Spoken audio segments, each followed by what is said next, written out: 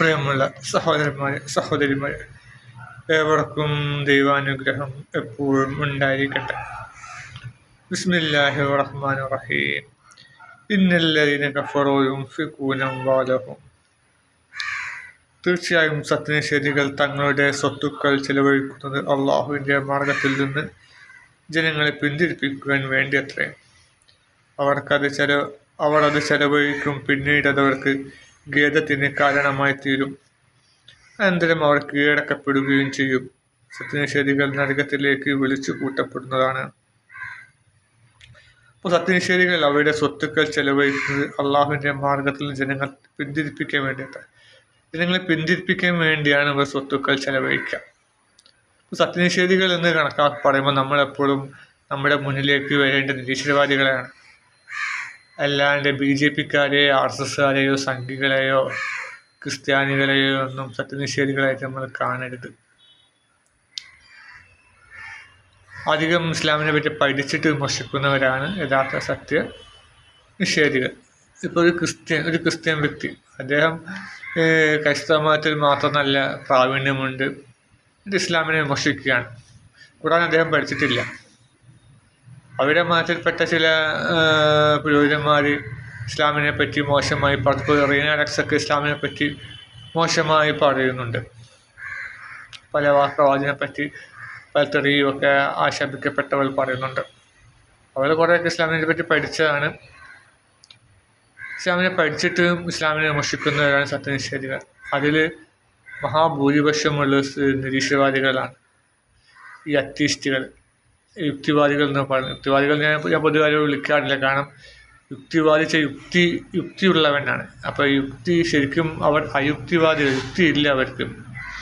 കാരണം പൊട്ടിത്തെറിയിൽ നിന്ന് എല്ലാം ഉണ്ടായി എന്ന് പറയുന്നത് എന്ത് യുക്തിയാണുള്ളത്? തനിയെ വസ്തുക്കൾ കൂടി ചേർന്ന് പൊട്ടിത്തെറിച്ചു. അപ്പോൾ തനിയെ എങ്ങനെ ഒരു വസ്തു ഉണ്ടാവും? പൊട്ടിത്തെറിക്കുന്ന വസ്തു അവിടെ വേണ്ടല്ലേ? പടക്കം പൊട്ടണമെങ്കിൽ എന്ത് വേണം? പടക്കം വേണം, തീപ്പെട്ടി വേണം, എഴുതാൻ ഒരാൾ വേണം, മറ്റും ചുരുങ്ങിയത് അല്ലേ? അപ്പോൾ ഈ പടക്കത്തിന് വേണ്ട വസ്തുക്കൾ ഒരുമിച്ച് കൂടിച്ചേരുക, അപ്പം തീ കൊളുത്താൻ വേണ്ട മറ്റൊരു വസ്തു കൂടിച്ചേരുക, എന്നിട്ട് തമ്മിൽ തനിയെ തീ കൊളുത്തുക, എന്നിട്ട് പൊട്ടിത്തെറിക്കുക. ഇതൊക്കെ എന്ത് യുക്തിയാണുള്ളത്? നമ്മൾ അവരോട് പറഞ്ഞാൽ പറയുന്നത് പൊട്ടിത്തെറിയല്ല, ഇത് ബിഗ് ബാങ് ആണ്, ബിഗ് എക്സ്പാൻഷൻ ആണ്. പണ്ട് ബിഗ് ബാങ് എന്ന് പറഞ്ഞ ആൾക്കാരാണ് ഇപ്പോൾ പറഞ്ഞത് ബിഗ് എക്സ്പാൻഷൻ ആണ്, പൊട്ടിത്തെറിയല്ല അത്, അതിങ്ങനെ പതുക്കെ വരുന്നതാണ്, അത് മദ്രസ പൊട്ടന്മാരാണെന്ന് പറയാം. വേഗം നമ്മളെ പരീക്ഷിക്കുക ചെയ്യുക. അവരുടെ ചോദ്യത്തിന് മറുപടി പറയില്ല. വേഗം അങ്ങനെ 1400 വർഷം മുമ്പുള്ള കഥയും വായിച്ച് ഇവിടെ പറയുന്നത് അങ്ങനെ നിങ്ങളെ കുത്തുനബി അങ്ങനെയൊക്കെ പറയാം. മാതല്ല. അല്ലാണ്ട് ഇതെങ്ങനെ സംഭവിക്കുന്നു, ഈ പൊട്ടിത്തെറി എങ്ങനെ സംഭവിക്കുന്നു എന്ന് ചോദിച്ച ഉത്തരമില്ല. അതുപോലത്തെ കുരങ്ങളിൽ മനുഷ്യരുണ്ടായി. കൊടാനുകോടി വർഷങ്ങൾ കൊണ്ട് കുരങ്ങളിൽ മനുഷ്യന് പരിണമിച്ചു എന്നാണ് പറഞ്ഞത്. തെളിവൊന്നും അവരിലില്ല. തെളിവ് വെച്ച കുറച്ച് ലിങ്കുകളാണ് അവർ തരിക. കുറച്ച് ഗൂഗിളിലെ ലിങ്കുകൾ, അതൊക്കെ അവർ തന്നെ എടുത്തുണ്ടാക്കുന്നതായി. ഗൂഗിളും ഒക്കെ എലിമിനാറ്റുകളിലാണ്. ഗൂഗിളും യൂട്യൂബും ഒക്കെ ഫേസ്ബുക്കൊക്കെ എലിമിനാറ്റുകളിലാണ്. അവരുടെ താല്പര്യങ്ങൾ, നിരീശ്വരവാദത്തിൻ്റെ താല്പര്യങ്ങൾ സംരക്ഷിക്കാൻ വേണ്ടി ഉണ്ടാക്കിയാണുള്ള ശാസ്ത്രം തന്നെ. അതിൽപ്പെട്ടാണ് ഉരുണ്ട ഭൂമിയൊക്കെ. അപ്പം ഇവരുടെ കയ്യിൽ തെളിവൊന്നുമില്ല. എന്നിട്ട് തള്ളി മടക്കുക ചെയ്യുക. കുരങ്ങളിൽ നിന്ന് മനുഷ്യൻ പരിണമിച്ചുണ്ടായി. എന്നിട്ട് ആ കുരങ്ങന്മാർ ഇപ്പോഴും അങ്ങനെ തന്നെ നിൽക്കുന്നത് എന്തുകൊണ്ടാണ്? കോടാനും വർഷങ്ങളായതുകൊണ്ട് കുരങ്ങന്മാർ ഇപ്പോഴും അങ്ങനെ തന്നെ നിലനിൽക്കുന്നു. അതെന്തുകൊണ്ട്? അതിന് ഉത്തരമില്ല. അത് മാത്രമല്ല, ഈ ഡാർവിൻ തന്നെ പറഞ്ഞത്, ഞാൻ പരിണാമത്തിന് വേണ്ടി ചില ഫോസിലുകൾ ഉണ്ടാക്കിയെന്ന്. അത് ഫൈബർ ഉപയോഗിച്ചിട്ടും മറ്റ് പ്ലാസ്റ്റർ ഓഫ് പാരീസ് കൊണ്ട് ഒരുപാട് ഫോസിൽ ഉണ്ടാക്കിയിട്ടുണ്ട്. കാരണം കുരങ്ങളിൽ നിന്ന് മനുഷ്യരിലേക്ക് എത്തുന്ന കണ്ണികളൊന്നും കിട്ടിയിട്ടില്ല അവർക്ക്. ഇവരെ തള്ളി മറക്കുക. മനുഷ്യൻ്റെയും കുരങ്ങൻ്റെയും രൂപത്തിന് സാദൃശ്യമുള്ളത് കൊണ്ട് അവരിങ്ങോട്ട് പറഞ്ഞുണ്ടാക്കുക. അള്ളാഹു അവരെ പറ്റിക്കാൻ വേണ്ടി എന്തെയും അള്ളാഹു അങ്ങനെ സൃഷ്ടിച്ചു. കുരങ്ങനെയും മനുഷ്യനും ഗൊറില്ലകളെ സൃഷ്ടിച്ചില്ല. മനുഷ്യനെ പോലെ 2 കാലിൽ നടക്കാൻ കഴിയുന്ന ഈ ഗൊറില്ലകൾ അള്ളാഹു സൃഷ്ടിച്ചു. അള്ളാഹു അങ്ങനെ ചെയ്യുക, അവരെ തന്ത്രപരമായിട്ട് പറ്റിക്കുക ചെയ്യുക. മനസ്സിലായി? ഇപ്പോൾ കടലിലൊരു മത്സ്യമുണ്ട്. അതിൻ്റെ വാൽഭാഗത്താണ് കണ്ണ് പോലത്തെ ഒരു വസ്തു. വാൽഭാഗത്ത് കണ്ണിനെ പോലുള്ള 2 ചിത്രങ്ങളുണ്ട്. അപ്പം ശത്രുക്കൾ വിചാരിക്കുമ്പോൾ അതാണ് ഇതിൻ്റെ കണ്ണെന്ന് വെച്ച് അതിനെ ആക്രമിക്കുകയും അത് മറ്റേ ഭാഗത്തു കൂടി രക്ഷപ്പെടുകയും ചെയ്യും. അതിന് ശരിയായ ഭാഗത്താണ് വളരെ ചെറിയ കണ്ണുകളുള്ളത്, യഥാർത്ഥ കണ്ണുകൾ. വാലിൻ്റെ ഭാഗത്ത് വലിയൊരു കണ്ണാണ്. സാധാരണ മത്സ്യത്തിൻ്റെ രൂപത്തിലുള്ള വലിയ 2 കണ്ണിൻ്റെ ചിത്രമുണ്ട് ദൈവം കൊടുത്തു. അപ്പോൾ അതുകൊണ്ട് അവർക്ക് ശത്രുക്കൾ രക്ഷപ്പെടാൻ കഴിയില്ല. പല്ലി കണ്ടില്ലേ, വാല് മുറിച്ചിട്ട് രക്ഷപ്പെടും. അതുപോലത്തെ ചില തന്ത്രങ്ങൾ അള്ളാഹു ഭൂമിയിൽ വെച്ചിട്ടുണ്ട്. അത് ശപിക്കപ്പെട്ട നിരീശ്വരവാദികളിൽ ഏറ്റുപിടിച്ചാണ്. ഇപ്പം കടലിൽ അങ്ങേ ദൂരത്തേക്ക് പോകുന്ന കപ്പൽ കടലിൽ മറഞ്ഞു പോകുന്നതായിട്ട് നമുക്ക് തോന്നും. അത് തിരമാല ഉള്ളത് കൊണ്ടും പിന്നെ അതുപോലെ തന്നെ അത് മറ്റു ചില കാരണങ്ങൾ കൊണ്ടൊക്കെയാണ് അത് മറഞ്ഞു പോകുന്നതുമായി തോന്നുന്നത്. അത് ഇപ്പോൾ അത്ര ദൂരത്തേക്ക് ആയതുകൊണ്ട് ചെറുതായി അങ്ങനെ പോവുകയാണ്. അത് കണ്ടിട്ടാണ് ഇവർ ഭൂമി ഗോളമാക്കിയത്. ഗോളമായാലേ അങ്ങനെ മറഞ്ഞു പോവുള്ളൂ, കപ്പലിൻ്റെ കൊടിമരം ആദ്യം കാണും, മറ്റേത് കാണും എന്നൊക്കെ പറഞ്ഞിട്ട്. പക്ഷെ കപ്പലിൻ്റെ കൊടിമരം ആദ്യം കാണും, ഇടക്ക് ആദ്യം കാണും, അങ്ങനെയല്ല ശരിക്കും മൊത്തം അത് പതുക്കെ മറഞ്ഞു പോവുകയാണ് ചെയ്യുക. മനസ്സിലായില്ലേ? കൊടിമരം വളരെ ചെറുതായതുകൊണ്ട് അകലേക്ക് പോകുന്നതനുസരിച്ച് അതിൻ്റെ ദൃശ്യം നമ്മിൽ നിന്ന് ചെറിയ വസ്തുക്കൾ നമുക്ക് കണ്ണിൽപ്പെടാൻ കുറേ സമയം പിടിക്കില്ലേ. ഇപ്പോൾ ദൂരത്തുള്ള വസ്തു ഒരാൾ നടന്നു വരികയാണെങ്കിൽ അയാളുടെ മുഖം നമുക്ക് കാണില്ല. അയാളുടെ പാൻറ്റും ഷർട്ടും നിറം മാത്രമേ നമുക്ക് കാണുള്ളൂ. പിന്നെ അടുത്ത് വരുമ്പോഴാണ് അയാളുടെ മുഖം മനസ്സിലാവുകയുള്ളൂ അല്ലേ. അതുപോലെ തന്നെ കൊടിമരം എന്ന് പറഞ്ഞാൽ വളരെ ചെറിയൊരു വസ്തുവാണ്. അപ്പോൾ അത് അങ്ങകലേക്ക് പോകുമ്പോൾ കൊടിമരം നമ്മിൽ നിന്ന് ആദ്യം മറയും. പിന്നെ ഡെക്കും മറ്റു കാര്യങ്ങളും വലുതാണ്, അത് നമുക്ക് കാണുകയും ചെയ്യും. അതാണ്, അല്ലാണ്ട് പിന്നെ അത് ഭൂമി ഉരുണ്ട ആയതുകൊണ്ടല്ല. അപ്പം പറഞ്ഞു വരുന്നവർ ഇങ്ങനെ ഈ നിരീശ്വരവാദികളെ പറ്റിക്കാൻ വേണ്ടി, സത്യനിഷേധികളെ പറ്റിക്കാൻ വേണ്ടി അള്ളാഹു ചില തന്ത്രങ്ങൾ ഭൂമിയിൽ ഉണ്ടാക്കി വെച്ചിട്ടുണ്ട്. അതുപോലത്തെ ഡോം വളരെ സുതാര്യമായതുകൊണ്ട് അവിടെ ഡോം ഇല്ല എന്നൊരിത് വരും. അതുകൊണ്ടാണ് അങ്ങകലെ എത്രയോ അകലെയാണ് സൂര്യൻ, ചന്ദ്രൻ എന്നൊക്കെ പറഞ്ഞത്. അവിടെ ഡോം ഉള്ളതിൻ്റെ യാതൊരു ലക്ഷണം കാണാത്ത രൂപത്തിൽ അത്രക്കും ക്ലിയറിലാണ് അള്ളാഹു ഡോം സൃഷ്ടിച്ചത്, മേലാപ്പ്. അപ്പോൾ അവർ ചെയ്യുന്ന നിരീശ്വരരെ പറ്റിക്കാൻ വേണ്ടി പല കാര്യങ്ങളും അള്ളാഹു ചെയ്തു വെച്ചിട്ടുണ്ട്. അള്ളാഹു ഖുർആനിൽ പറയുന്നുണ്ടല്ലോ, ഞാനവരെ വഞ്ചിച്ചു കൊണ്ടിരിക്കുകയാണ്, സത്യനിഷേധികളെ വഞ്ചിച്ചു കൊണ്ടിരിക്കുന്നു. അവരൊരിക്കലും നേർവഴിയിലെത്തില്ല, യഥാർത്ഥ മാർഗം ഒരിക്കലും അവരെത്തിപ്പെടില്ല. അവർ വളഞ്ഞ വഴിയിലൂടെ സഞ്ചരിക്കും. അതുകൊണ്ട് വളഞ്ഞ വഴിയിലൂടെ പോയി അവസാന നരകത്തിൽ പോയി ചാടും. അതാണ് അവർക്കുണ്ടാവുക. അപ്പോൾ പറഞ്ഞു തരുന്നത് ഈ സത്യനിഷേധികൾ, ഞാൻ പറഞ്ഞു തന്നത് ഈ സത്യനിഷേധികൾ എന്ന് പറയുമ്പോൾ നമ്മൾ അധികം നമ്മുടെ മനസ്സിലേക്ക് ഓടിയെത്തേണ്ട നിരീശ്വരവാദികളാണ്. അവരാണ് യഥാർത്ഥ സത്യനിഷേധികൾ. ഒരു 80% സത്യനിഷേധികൾ എന്ന് പറയുമ്പോൾ നമ്മൾ നിരീശ്വരവാദികളെയാണ് നമ്മൾ മനസ്സിലേക്ക് ഓടിയെത്തേണ്ടത്. പിന്നെ വരുന്നത് വർഗീയവാദികൾ. പിന്നെ ഹൈന്ദവ മതത്തിലും മറ്റു ക്രൈസ്തവ മതത്തിലും ഒക്കെയുള്ള വർഗീയവാദികൾ. എല്ലാവരും വർഗീയവാദികളല്ല, 10% പേരേ ഉള്ളൂ 2 മതങ്ങളിലും വർഗീയവാദികൾ. ജൂതന്മാരിൽ വർഗീയവാദികൾ വളരെ കൂടുതലാണ്, ഭയങ്കര വർഗീയതൻ്റെ ആൾക്കാരാണ് അവർ. 10% പേരെ മതമനത്തിലുള്ള ആൾക്കാരുണ്ടാവുള്ളൂ ജൂതമതത്തിൽ. അത് ഭയങ്കര വിദ്വേഷമാണ് ഇതിൻ്റെ മതത്തോട്, പ്രത്യേകിച്ച് ഇസ്ലാം മതത്തോട്. കാരണം അവർക്ക് അവരുടെ മതത്തിൽ പ്രവാചകൻ വരുമെന്ന് കരുതിയിരിക്കുന്ന സമയത്താണല്ലോ ഇസ്ലാം മതത്തിലേക്ക് പ്രവാചകൻ വന്നത്. അതവർക്ക് ഭയങ്കര അസൂയ വർദ്ധിപ്പിച്ചു. പിന്നെ ഇസ്ലാമിൻ്റെ മുന്നേറ്റം, പിന്നെ അധിക പ്രശ്നങ്ങളും വഴക്കുകളൊക്കെ പണത്തിൻ്റെ മുകളിലാണ് ഉണ്ടാവുക. പണം, അവരുടെ വരുമാന മാർഗമായ പലിശ തുടങ്ങിയ വ്യഭിചാരം, അങ്ങനത്തെ ചില കാര്യങ്ങളിൽ കടക്കൽ കത്തി വെക്കുന്ന സമീപനമാണ് ഇസ്ലാമിനുള്ളത്. പലിശ പാടില്ല, വ്യഭിചാരം പാടില്ല, പല കാര്യങ്ങളും. പിന്നെ അതുപോലെ യുദ്ധങ്ങൾ പാടില്ല അല്ലേ. യുദ്ധക്കോപ്പുകൾ വിട്ടിട്ടാണ് അവർ പണം സമ്പാദിക്കുന്നത്. ഇസ്ലാമാണെങ്കിൽ സമാധാനത്തിൻ്റെ മതവും. എല്ലാവരും രമ്യതയിൽ നിൽക്കുവാനും പ്രശ്നങ്ങൾ സോൾവ് ആക്കാനും ഒക്കെയാണ് ഇസ്ലാം പഠിപ്പിക്കുന്നത്. അങ്ങനെ വരുമ്പോൾ ഇവിടെ യുദ്ധങ്ങൾ ഉണ്ടാവില്ല. ഇവിടെ കുറേയൊക്കെ യുദ്ധങ്ങൾ വെറുതെ ഉണ്ടാക്കിയെടുക്കുന്ന യുദ്ധങ്ങളാണ്. ശരിക്കും ഇന്ത്യയുടെയും പാകിസ്ഥാനും തമ്മിൽ അതിർത്തിയുടെ എന്താ ആവശ്യമാണുള്ളത്? പാകിസ്ഥാൻ ഇന്ത്യ പിടിച്ചെടുക്കുന്ന ഇന്ത്യയുടെ രാജ്യങ്ങൾ അവർക്ക് കിട്ടിയിട്ട് എന്ത് കാര്യമുള്ളത്? ഒരു കാര്യമില്ല. അവർക്ക് അവരുടെ നാട്ടിൽ നിന്ന് ഇഷ്ടംമാതിരി പ്രശ്നങ്ങളുണ്ട്. ഇന്ത്യയുടെ മണ്ണൊന്നും അവർക്ക് ആവശ്യമില്ല, ഇന്ത്യക്കും അവരുടെ മണ്ണ് ഇന്ത്യക്കും വേണ്ട. ഇവിടെ പ്രശ്നങ്ങൾ ഉണ്ടാക്കി അല്ലെങ്കിൽ ഇവർക്ക് ആയുധം ചിലവാകുള്ളൂ. വിദേശ രാജ്യങ്ങൾ അധികവും, യൂറോപ്യൻ രാജ്യങ്ങൾ അധികവും മെയിൻ ബിസിനസ് ആയുധങ്ങളാണ്. കോടിക്കണക്കിന് രൂപയുടെ ആയുധങ്ങളാണ് ഇവർ വിൽക്കുന്നത്. ഇന്ത്യയെ പോലെ ദരിദ്ര രാഷ്ട്രങ്ങളെ വാങ്ങി കൂട്ടുന്നത് കോടിക്കണക്കിന് രൂപയുടെ. അപ്പോൾ അതിനു വേണ്ടി യുദ്ധങ്ങൾ വേണം, ശത്രു ഉണ്ട് എന്ന് പേടിപ്പിച്ച് നിർത്തണം എപ്പോഴും. അതുകൊണ്ടാണ് ലാഹോർ ബസ് യാത്ര നടത്തിയ പിറ്റേന്ന് തന്നെ ഇവിടെ ബോംബ് സ്ഫോടനം ഉണ്ടായത്. ഇന്ത്യയിൽ നിന്ന് പാകിസ്ഥാനിൽ ലാഹോർ ബസ് യാത്ര ഉണ്ടായിരുന്നു.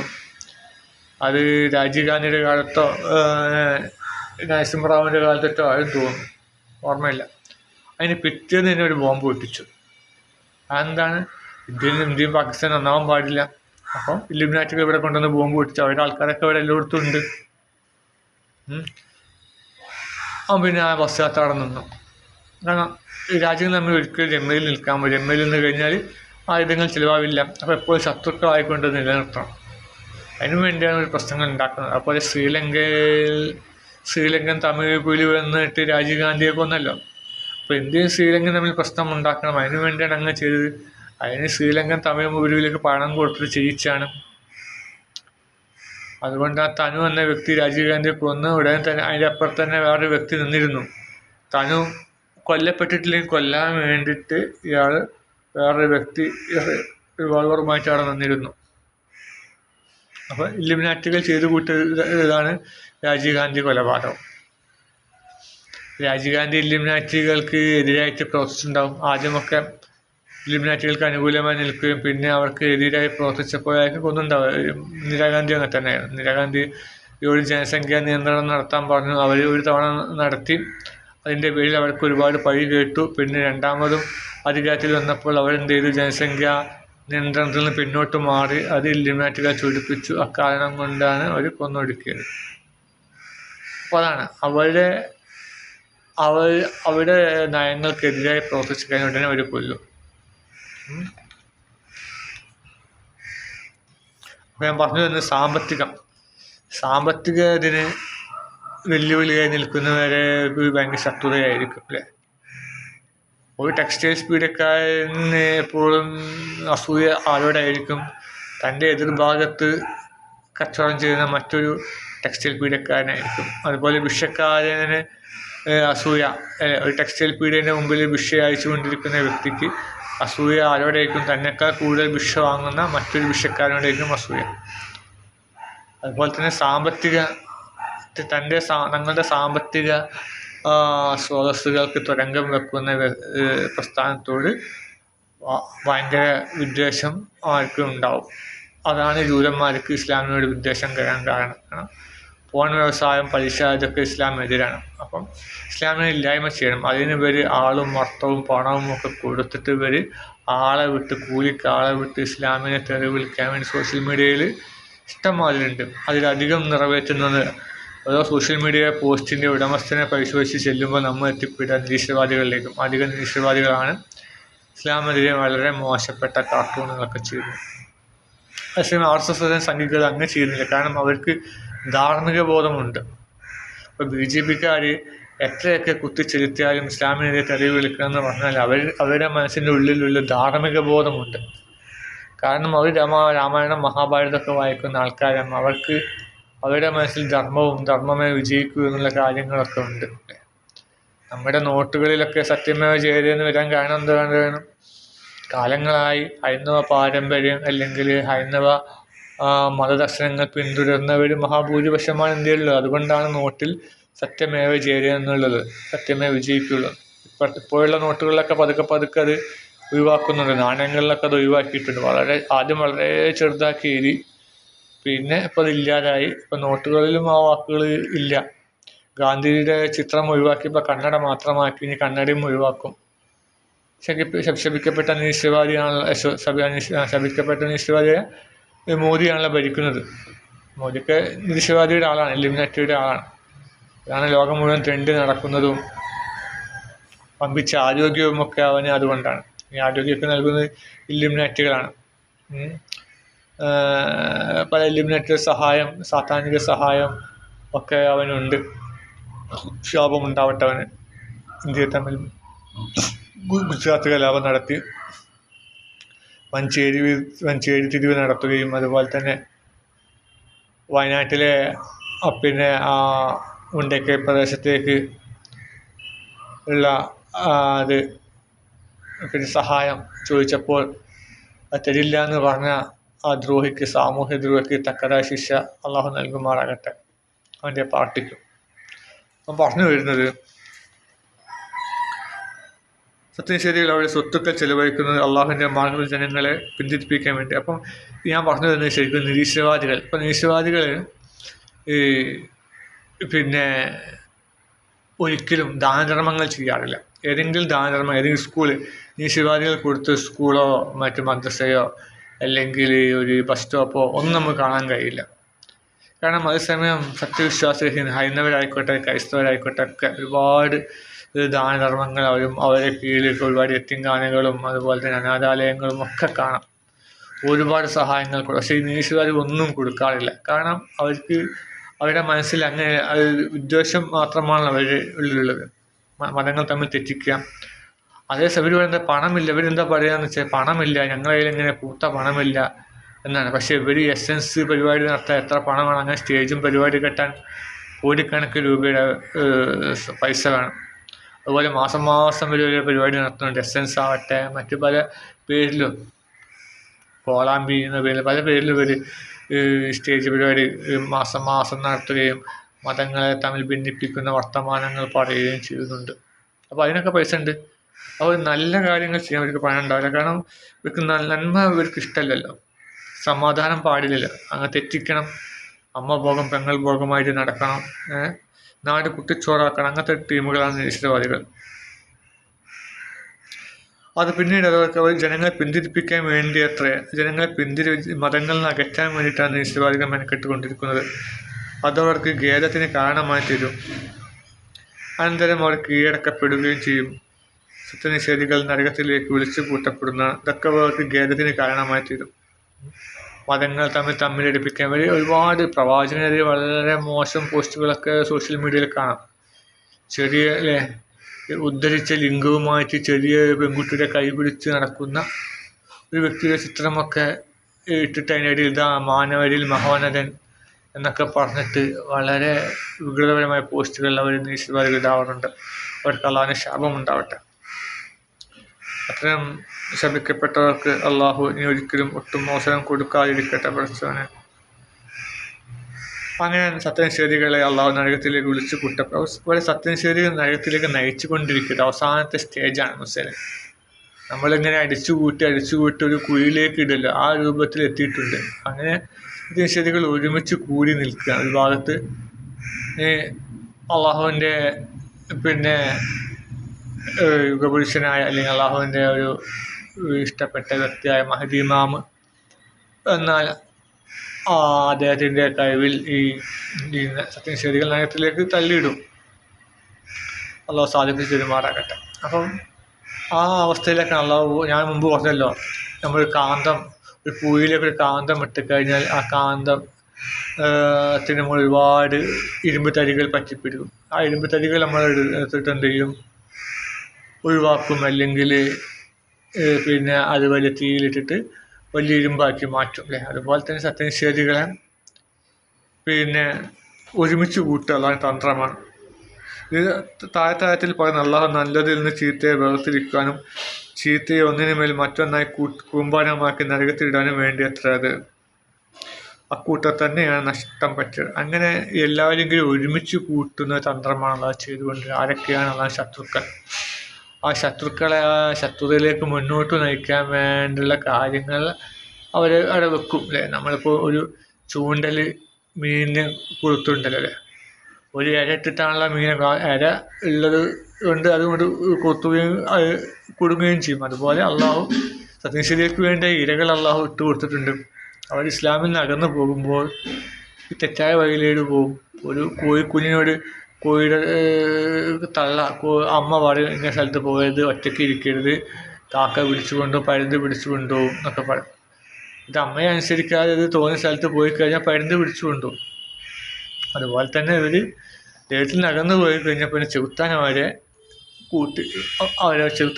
അവരുടെ വഴിക്ക് കൊണ്ടുപോയി അങ്ങനെ അവരെല്ലാവരും നരകത്തിലേക്ക് പോകും. അതിനു വേണ്ടി അള്ളാഹു എന്ത് ചെയ്തു, കുരങ്ങൻ്റെ രൂപത്തിലും പരിണാമ സിദ്ധാന്തത്തിലേക്ക് കൊണ്ടുപോയി. ശാസ്ത്രത്തോട് അന്ധമായ ഇഷ്ടം അല്ലേ, നമ്മൾ ദൈവത്തിൽ നിന്ന് അകന്നു പോകും. പിന്നെ അവർക്ക് ശാസ്ത്രത്തോട് അന്ധമായ ഇഷ്ടമാണ്. പിന്നെ നാസ പറയുന്നതൊക്കെ ശരി, നമ്മൾ ഒരു പഠനവും വീട് എത്ര തെളിവിട്ട് കൊടുത്താലും അവിടെ ഒരിക്കലും വിശ്വസിക്കില്ല. നാസയാണ് അവിടെ ദൈവം. നാസ പറഞ്ഞാലും കേൾക്കുകയുള്ളൂ. അങ്ങനെ നരകത്തിൽ കൊണ്ടുപോയി ഇടാൻ വേണ്ടിയിട്ടാണ് അള്ളാഹു നാസയെയും ഉരുണ്ട ഭൂമി അതുപോലെ തന്നെ പരിണാമ സിദ്ധാന്തം, ഡാർവിൻ ഇങ്ങനത്തെ കുറച്ച് പിശാചുക്കളെ ആക്കിയിട്ടത്. കാന്തം, ആ കാന്തത്തിലേക്ക് ആകർഷിച്ച് അവസാനം നാശത്തിൽ പോയി ചാടും. അള്ളാഹു ഇസ്ലാമിനെയും മറ്റു മതങ്ങളെയും വളരെ മോശമായി അപമാനിക്കുന്ന അനീശ്വരവാദികൾക്ക് തക്കതായ ശിക്ഷ നൽകുമാറാകണ തമ്പുരാനെ. ഒട്ടുമോ അവർക്ക് നീ അവസരം കൊടുക്കല്ലേ തമ്പുരാനെ. ആമീൻ.